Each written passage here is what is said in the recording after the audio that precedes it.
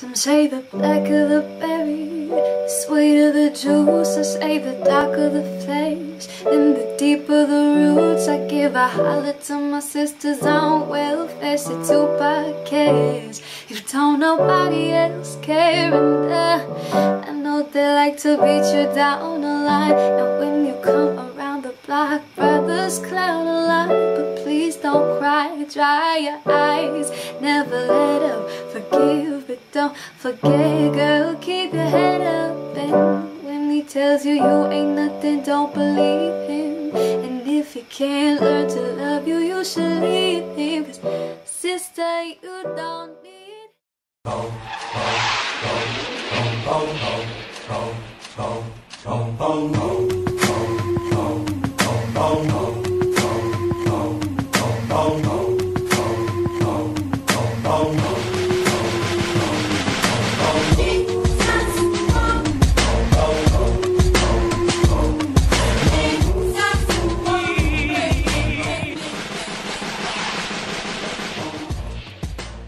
Revolutionary greetings. My name is Haki Shakur. What's up, drummer? Everything is good. You know me, continue to struggle forward. But everything is lovely, man. Everything is good.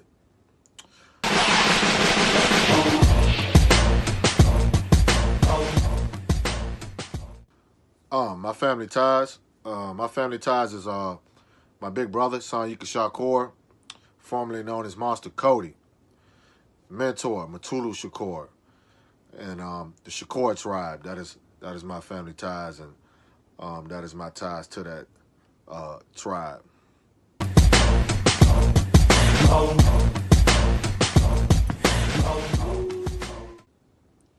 Yeah, I would call myself a freedom fighter, based on the fact I'm a new African revolutionary nationalist, and the struggle we in is for total revolution and, you know, total independence, land, socialism.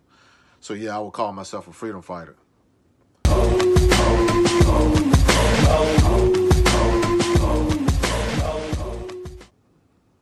My duty as a new African man within the Empire of the United States of America is to continue to carry on that struggle of my ancestors that came before me, and to lead by example and be a model, and to teach the younger generations about this struggle and how this struggle is important to their life, and how they must continue to honor their ancestors and to honor that duty of the struggle of new African people within the United States of America and all the Africans globally.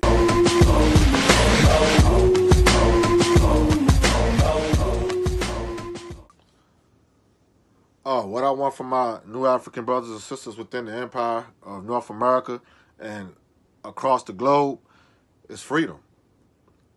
And I want them to understand what true freedom is, and to understand the sacrifice that has been made by their ancestors to continue that struggle.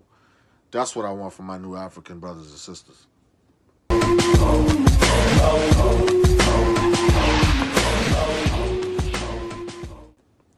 I mean, rap music today is kind of one-sided.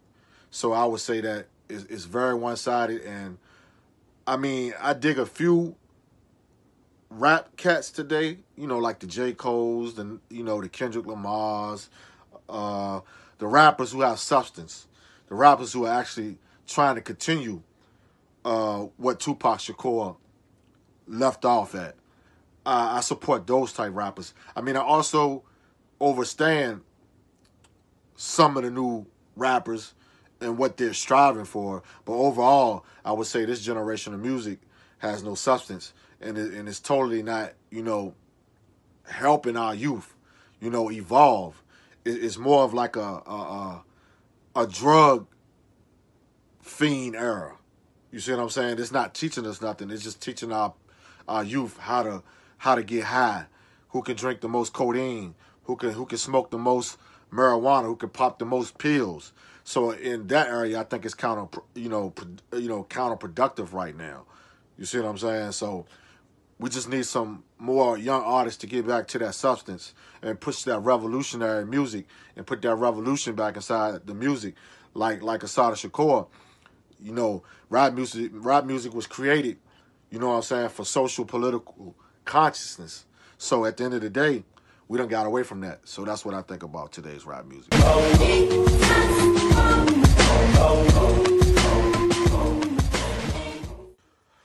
Yeah, I think a lot of black people, African people, new African people today are losing their blackness and taking up Western cultures like what we call it, which is European culture, the culture of our oppressors. So, especially in this time period under neocolonialism, which is the highest stage of imperialism, and white supremacy is basically, you know, terrorizing the globe right now and controlling the globe right now. And, you know, by neocolonialism infiltrating a lot of countries, African countries, and specifically within the United States of America, the culture of capitalism, greed, materialism, and all those type of things, which we all know that European patriarchal culture uses and endorses and flashes all over the globe, is used as a tool to indoctrinate African people, to strip African people of their original morals, principles, way of life, culture, things of those natures. So, yeah, I would have to say black people are losing their blackness at an all-time high because you see all the integration, all the biracial children that's popping up all over the United States of America and other countries across the globe, including Nigeria, man. Nigeria, Africa is another prime example of where European white supremacy and their culture of capitalism is stripping those Africans of their indigenous way of life and their indigenous beliefs. And, you know, you're seeing more of a westernized culture all over the continent of Africa. So I would say, yeah.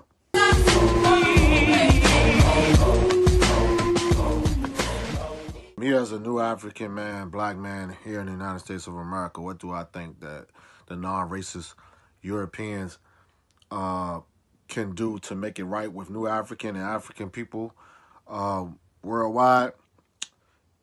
First, they gotta take accountability of their, you know, ancestors' crimes against African people and new African people. That's the first thing I would have to say that they would have to do. Just take accountability, and that accountability is meaning more as step up, man. Step up and you know, if you're not racist, then attack the racist. You see what I'm saying? Like when things happen in the new African community and black communities and African communities in the United States of America and across the globe, don't go back into the shadows when these type of issues are brought forth, when new African people are being oppressed, African people are being oppressed, murdered, incarcerated, and when these things come to the forefront, and we not necessarily need your help, but if you're trying to make things right between us and Europeans and the historical genocide that y'all have been taking out on our people, man, then you got to be that voice. You got to step up and attack racism. You got to step up and attack capitalism. You got to attack imperialism. Not saying that there are not no racist, non-racist white people that's not doing that. There's a lot. There's a lot of revolutionary white people in this world, and I salute them. But far as today, when we, first of all, y'all need to step up and force these people to give our people reparations, land, and compensation for our genocide. That is what white people need to do.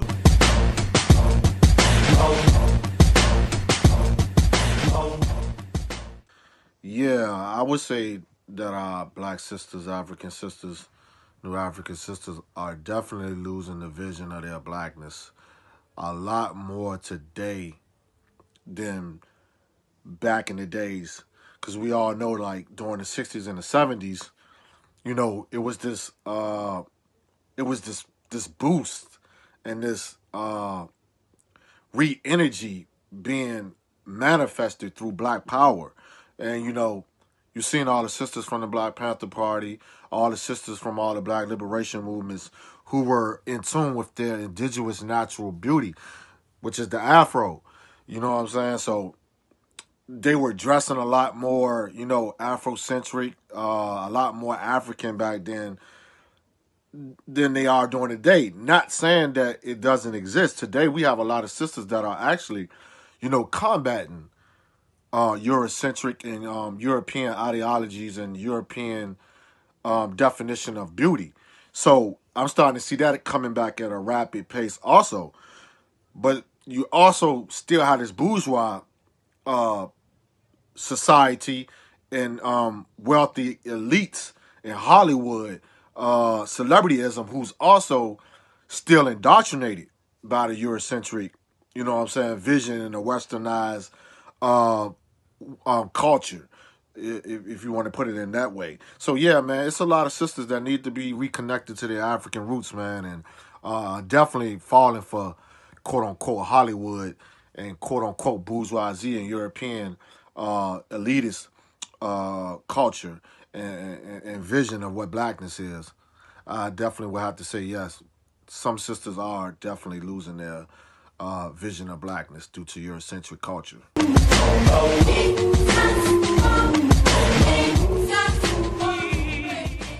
My message to my brothers and sisters that's caught up in the system and caught up in the modern day slavery that's being, you know, captured and held in these slave camps across the United States of America and across the globe, man. My message to them is to re-educate yourself, man.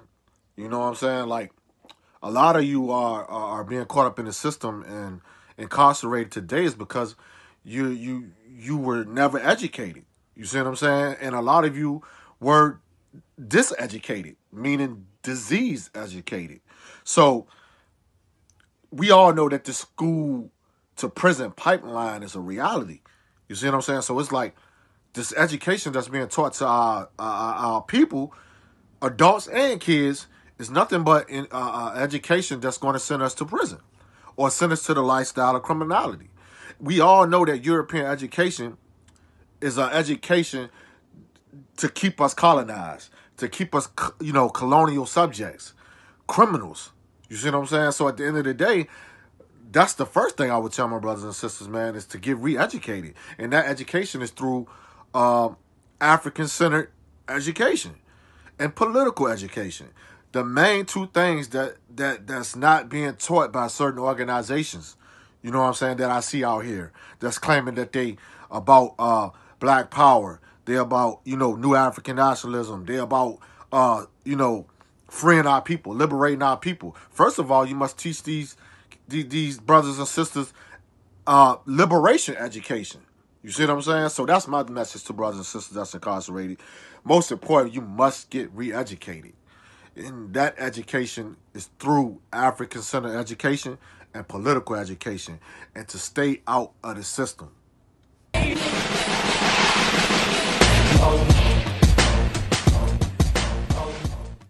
Do I think the white man system of white supremacy, capitalism, imperialism is taking over black culture? Sure it is. You can see that going on globally.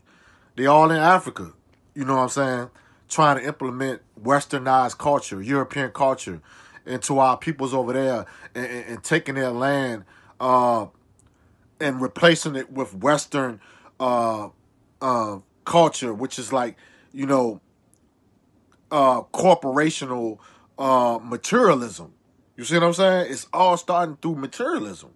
If you go to Africa today, you got so many people in Africa today that's trying to be white and accepting European capitalism and European culture today is at an all-time high.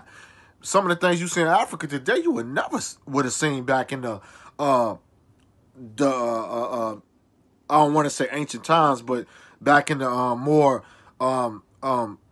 back in the day times in Africa. You see what I'm saying? Even in America. You see what I'm saying? Like, we see that through rap music. And I hate to keep bringing up and pointing the finger at rap music, but we all know rap music controls the globe. So white supremacy and the white culture is taking over the black culture of hip hop. Look at all the artists that was on the top of the charts last year, 2017, in the top 10.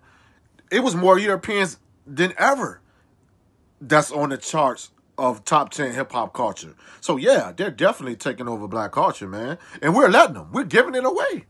You see what I'm saying? Like, nobody's defending it except for the people who know better. You see what I'm saying? So, if you don't start to tighten up, man, I guarantee you Tupac gonna be white in 45 years. When he tells you you ain't nothing, don't believe him. And if he can't learn to love you, you should leave him. Cause sister, you don't need him. And I ain't trying to get you up, I just kinda like to see him. You know what makes me unhappy?